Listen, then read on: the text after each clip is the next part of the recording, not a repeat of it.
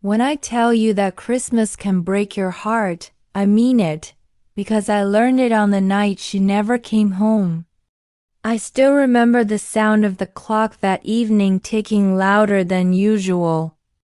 I had spent the whole day decorating our tiny apartment, hanging lights she loved, warming the cinnamon tea she always asked for, and wrapping the gift I had been hiding for weeks. A simple silver necklace with her initials. I thought this Christmas would be our beginning. She had said she would be home by 7, then 8, then 9. At first, I tried to laugh it off. Maybe she was buying a surprise for me. Maybe she got caught in traffic. Maybe she forgot to charge her phone again. But the longer I waited, the heavier the silence felt. The lights flickered softly, the tea got cold, and my heart started sinking in a way I could not stop. When the clock struck 11, my phone buzzed. My heart jumped, but it was not her. It was a message from her friend. It said she had seen her earlier. She was not alone. I tried to breathe, to think, to trust. But every minute after that felt like someone pulling a thread inside my chest. At midnight, the door finally opened. She walked in quietly, slowly, like she was trying not to make noise. Her eyes were red. Her makeup was smudged. Her hands were trembling. I asked her where she had been.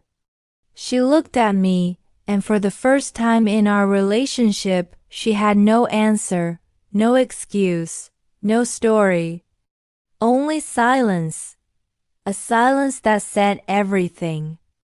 I asked her again.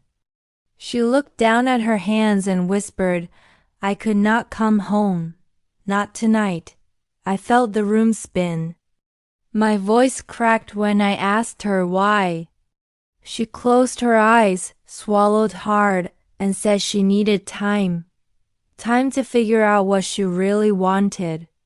Time to think about us. Time away from me. The words hit harder than the cold air coming through the window she forgot to close. I reached for the small gift on the table, the one I had pictured giving her with a smile, but my hands dropped. She was not the girl I had prepared this Christmas for. She looked at the blinking lights and whispered, "I am sorry." She was crying now, but the apology did not reach me. It floated in the air like snow that melts before touching the ground. She packed a small bag. She moved slowly as if each step hurt. Before leaving, she turned to me and said, "I just need space. Please understand." I wanted to ask her to stay. I wanted to fight for us. I wanted to say that love should not end like this. But my voice refused to come out. I watched her leave. Her shadow disappeared down the hallway. The door closed softly behind her. And that was the moment I realized something painful. Some people love you deeply, but not enough to stay. Not enough to come home on Christmas. When the sun rose the next morning, the gift was still on the table, untouched, unopened. A reminder that sometimes the holiday is not about joy. Sometimes it is about acceptance and learning to let go of someone who is never meant to stay. If you were in my place, what would you have done? Would you chase after her? Would you wait? Or would you let the door close and choose yourself for once? Tell me in the comments. I want to hear what your heart says. And if this story touched you, like the video, subscribe to Little Talk Daily and join me for more stories that help you speak English naturally, one honest moment at a time.